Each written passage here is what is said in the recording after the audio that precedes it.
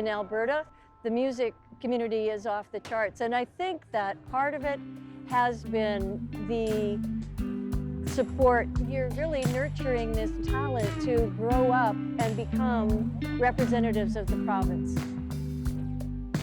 The amount of tickets that are being sold in a city like Calgary, the amount of people coming and experiencing, those surrounding businesses, neighborhoods.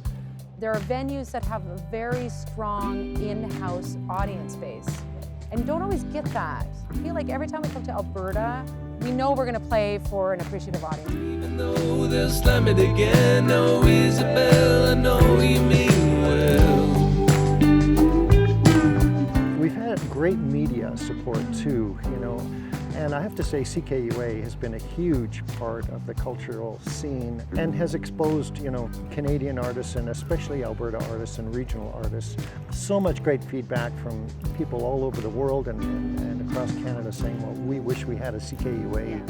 You can't emphasize how important that is for the up-and-coming artists to be able to get exposure in their own community, recognition in their own community, support from their own community, which leads to gigs in their community and hopefully a life of playing music. I know you want to be helpful.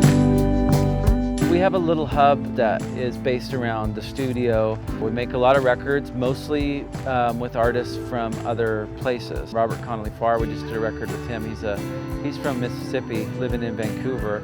So we did a blues record that is getting all this international acclaim in the blues world, which is really cool.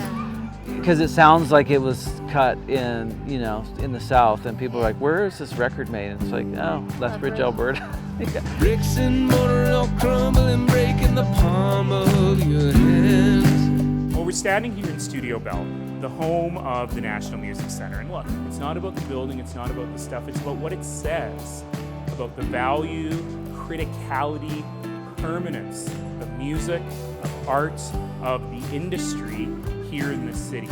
The economic diversification, the vibrant city opportunities, the creative city opportunities that come with music, that has been demonstrated in other cities around the world that have truly invested in music, can create incredible possibilities economically for our city long term.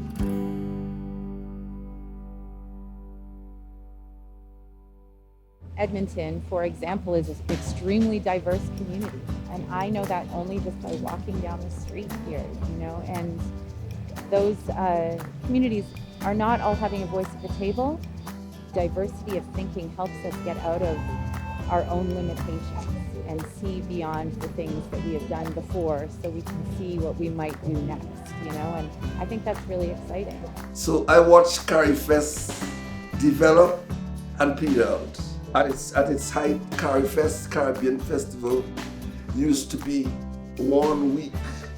Now it's 1 day.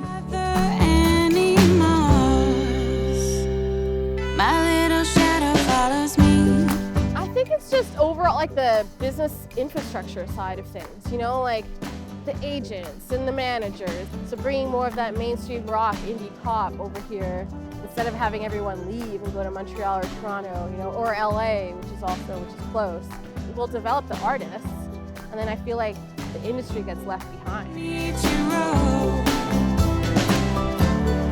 We are trying to be lost, and we don't gather any moss. My little shadow follows me.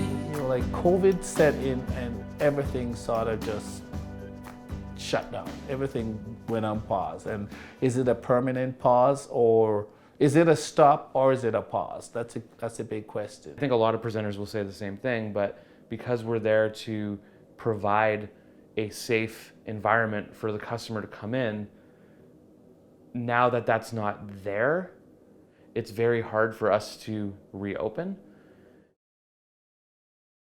Since July 1st, we brought the first live entertainment show back to Canada since COVID hit.